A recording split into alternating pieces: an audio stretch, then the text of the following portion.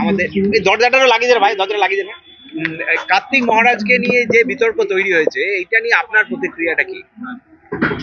অবিলম্বে ভারত সরকারের ওই ব্যক্তিকে যে কিছুদিন আগে পদ্মশ্রীতে ভূষিত করেছেন ওটাকে প্রত্যাহার করে নেওয়া। ভারতবর্ষের সরকার এই ধরনের একজন ব্যক্তিকে ভালো করে তার ব্যাকগ্রাউন্ড বা তার দীর্ঘদিনের যে চলার ফেরা তার সম্বন্ধে ভালো করে জাজ না করে, তদন্ত না করে তাকে পদ্মশ্রীতে ঘোষিত করেছেন বা অলরেডি পদ্মশ্রী মহামায়া রাষ্ট্রপতির সঙ্গে তিনি গ্রহণও করেছেন। ওটাকে ভারত সরকারকে বলবো যে পদ্মশ্রীর যে মান বা যে উচ্চতা সেটা এই ধরনের ব্যক্তিকে দেওয়া মানে পদ্মশ্রীর অপমানিত হয়েছে, কাজেই ওটাকে প্রত্যাহার করা অবিলম্বে ভারত সরকারের কাছে দাবি করব। তারা বিজেপির পক্ষ থেকে বলছে এটা পরিকল্পিত চক্রান্ত করা হয়েছে এবং শাসক দলের পক্ষ থেকে চক্রান্ত করা হয়েছে। শাসক দলের এখানে কোনো ভূমিকাই নেই।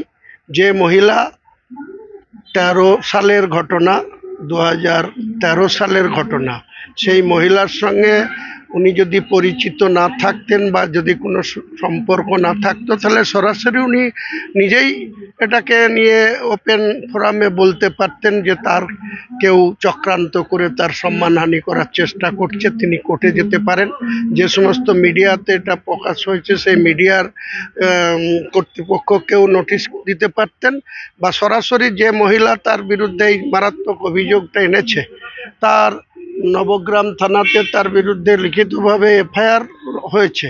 কাজেই তিনার যদি সৎসাহস থাকে, আমার বিরুদ্ধে যদি কেউ এই ধরনের অভিযোগ আনে, আমি সরাসরি তো সেটা তার বিরুদ্ধে মানহানিকর মামলায় যাব এবং তাকে উপযুক্ত নোটিশ সার্ভ করব এবং তার তথ্য প্রমাণ জোগাড় করে সেটাকে ফেস করতে বাধ্য হব।